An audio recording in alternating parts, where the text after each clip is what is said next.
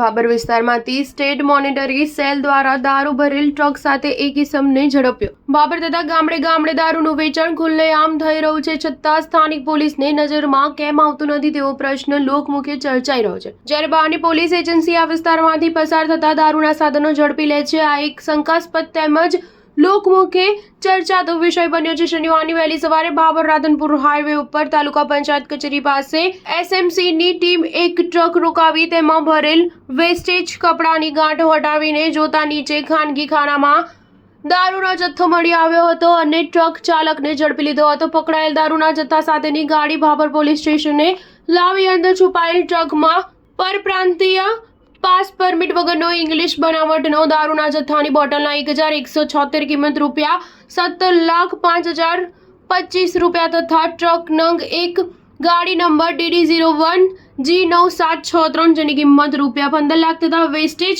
કપડાની ગાંઠો અને મોબાઈલ કુલ ₹32,84,989 નો મુદ્દા માલ સાથે આરોપી મનોહરસિંહ મોહનલાલજી બિશ્નોઈ રહે જોધપુર રાજસ્થાન વાળા તથા અન્ય 3 ફરાર આરોપીઓ વિરુદ્ધ બાબર પોલીસ સ્ટેશને ફરિયાદ નોંધાવેલ છે। Star news 7 Babur.